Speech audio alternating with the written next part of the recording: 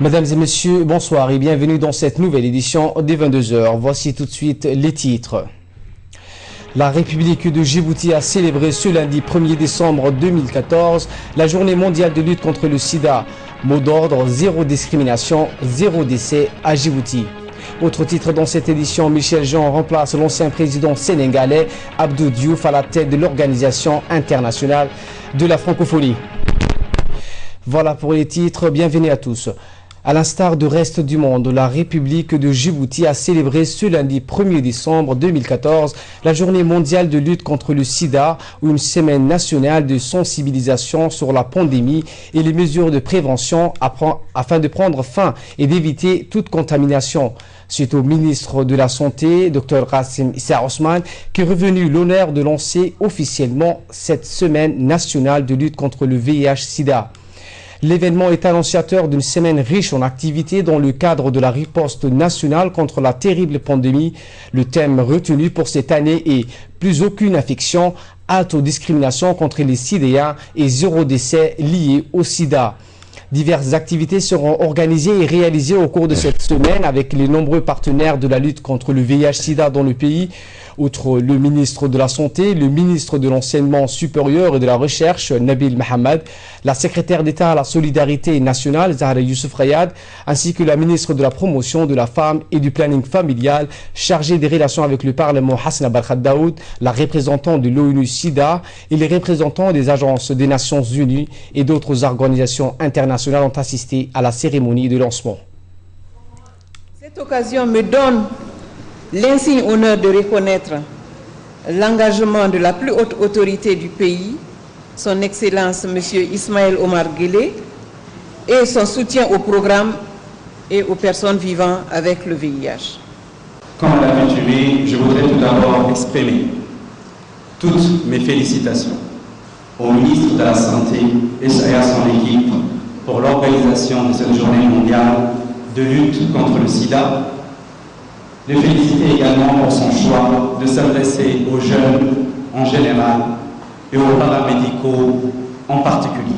Que dire de sida d'une façon qui marque encore une fois l'esprit? Tout simplement que c'est une maladie qui tue. Depuis le début de cette épidémie, on estime à environ 40 millions le nombre de personnes qui sont mortes de cette maladie.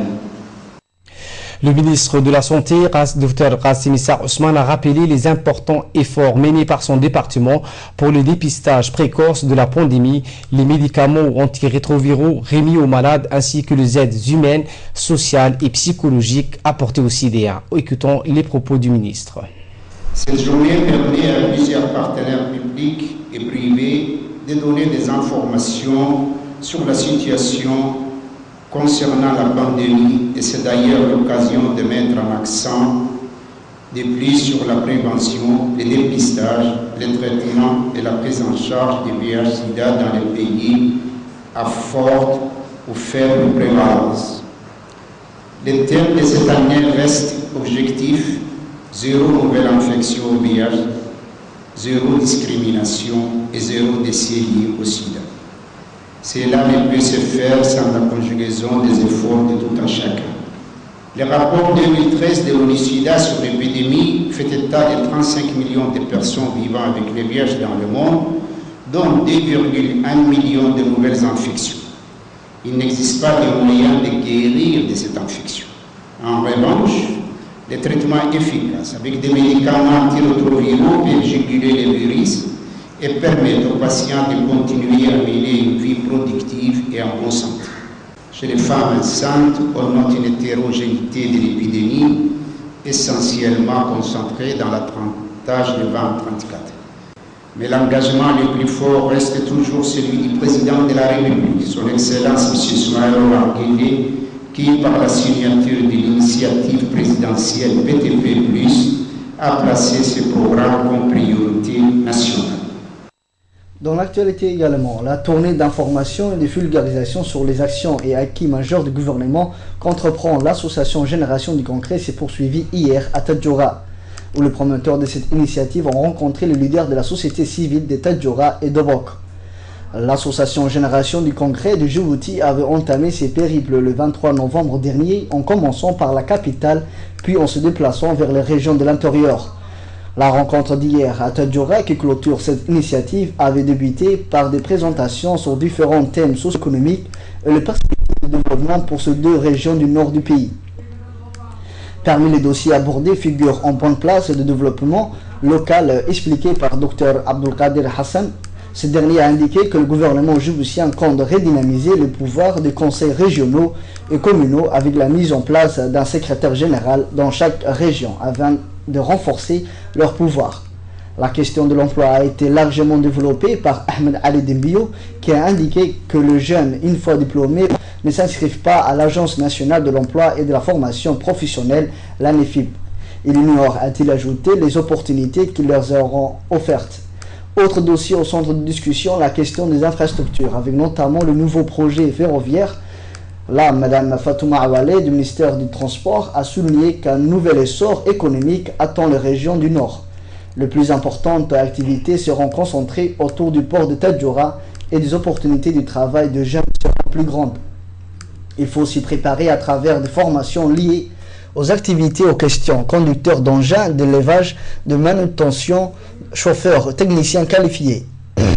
La question de l'emploi reste la principale préoccupation des responsables et des autorités locales. Cette question revient de manière récurrente partout où les promoteurs de cette initiative Génération du Concret se sont déplacés et que dirige Nasser Ibrahim Kayad. Les représentants de la société civile de Tadjoura et d'Obok ont de leur côté insisté sur la nécessité de créer un centre de formation professionnelle dans les régions nord afin d'aider justement les jeunes à se préparer aux futurs emplois que vont procurer les activités tournant autour du port, du chemin de fer ou du réseau routier. Il faut former des plombiers, des soudeurs, des chauffeurs, des poids lourds, des manutentionnaires. L'effort doit également être concentré sur le tourisme et surtout le développement de la pêche qui n'a pas encore pris toute son ampleur. On les écoute. Donc les régions de Bok et de Tadjoura, donc elles ont beaucoup de potentialités. Mais moi je vais parler de pêche. Donc nous sommes dans des villes côtières et on sait que les pêcheries à Obok et à Tadjoura, même s'il y a eu un début, même s'il y a des petits frigos, donc ils ne nourrissent pas encore son homme. La pêche donc chez nous, dans les régions nord, hein, donc elle n'avance pas du tout. Parce que si on va sur les côtes de Bok, donc entre Godoria, Sian, dans tout ça, il y a les embarcations yéménites qui sont au nombre de 200, même qui dépassent parfois et qui raflent les poissons de notre côte. Nous avons beaucoup de changements, sincèrement, il faut se dire la vérité. Il y a des choses à faire. Bon, nous comptons toujours et nous allons déposer les audiences pour les choses qui manquent. On va parler plus tard. Mais pour l'instant, il y a aussi les cantines scolaires dans les collèges pour les lycéens qui viennent des localités reculées. Il y a aussi les problèmes des jeunes qui quittaient l'université tôt par problème financier. Actuellement, il n'y a pas ça. Ils ont trouvé les solutions pour ces jeunes qui quittaient l'université par manque, par difficulté. Et ils ont mis en place des budgets pour aider ces jeunes afin qu'ils puissent continuer leurs études dans les bonnes normes. En tout cas, il y a beaucoup de changements, beaucoup de progrès et beaucoup de personnes aujourd'hui qui doivent dire la réalité des choses dans la République de Djibouti et dans les... Et pour clore l'actualité nationale, la Fédération djiboutienne de pétanque a organisé une série de rencontres éliminatoires qui a réuni les amateurs de ce jeu sportif et de loisirs. À l'issue des rencontres, les responsables de la fédération ont désigné le meilleur joueur qui s'apprête à partir en France pour prendre part à un tournoi international. Depuis pratiquement une semaine, tous les boulistes ont commencé à s'affronter individuellement et pour des matchs éliminatoires où l'on procède à chaque fois au retrait du perdant. Et ce n'est finalement qu'hier vers 17 h que s'est déroulé le match de la finale avec la victoire de Souleymane Omar. Ce dernier se déplacera durant la première semaine du mois de janvier en France pour rivaliser avec les meilleurs joueurs du monde lors d'un tournoi international. Nous lui souhaitons bonne chance. Actualité internationale cette fois à Dakar, les chefs d'État réunis pour le 15e sommet de la francophonie ont désigné par consensus la Canadienne d'origine haïtienne Michel Jean à la tête de l'OIF, l'Organisation internationale de la francophonie. Michel Jean remplace l'ancien président sénégalais Abdou Diouf Samatar Saïd. Une Canadienne d'origine haïtienne, Michel Jean, a été désignée par consensus dimanche à Dakar pour 4 ans secrétaire général de l'Organisation internationale de la francophonie. À 57 ans, Michel Jean devient la première femme à être élue à la tête de l'Organisation internationale de la francophonie. Une poste habituellement réservée à un diplomate africain. Sur son compte tweeté, l'OIF a confirmé l'information peu après 14 h, dimanche 30 novembre, précisant qu'elle prendrait ses fonctions début janvier 2015. L'ancien gouverneur général du Canada succède au Sénégalais Abdou Diouf, qui se retire après 3 mandats de la tête de l'instance internationale l'OIF, compte 77 pays membres dont 20 ont le statut d'observateur.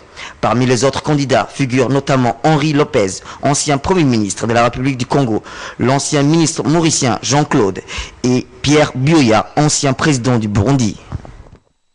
En Colombie à présent, la guérilla des forces révolutionnaires armées, le FARC, a libéré hier un général et ses 2 accompagnateurs 2 semaines après leur capture, ouvrant la voie à la reprise des pourparlers de paix bloqués par les autorités. Acha Abdullahi. Le général Rubén Darío Alzate, un sous-officier et une avocate ont été libérés par les FARC dans l'état du Chocó au nord-ouest de la Colombie. Ils étaient entre les mains du front depuis le 16 novembre. L'armée colombienne avait suspendu depuis vendredi ses opérations dans la zone où devait être remis en liberté le général Alzate et ses 2 compagnons d'infortune. Le président Juan Manuel Santos avait suspendu les négociations de paix que son gouvernement mène depuis 2 ans à la Havane avec la guérilla après que le général est tombé entre les mains de la guérilla. Ces discussions devraient reprendre rapidement. Les circonstances de cet enlèvement restent floues. Pourquoi un général expérimenté se trouverait-il sans armes, sans escorte et en civil dans une zone contrôlée par les FARC? Une provocation délibérée, s'interroge l'éditorialiste Antonio Caballero dans l'hebdomadaire Semana, qui s'étonne que le premier à divulguer l'information de la séquestration d'un général sur Twitter ait été l'ancien président Álvaro Uribe, farouche opposant aux négociations de paix. Ce journal a été préparé par l'ensemble de la rédaction. Merci de votre fidélité et très bonne suite avec le reste de nos programmes télévisés.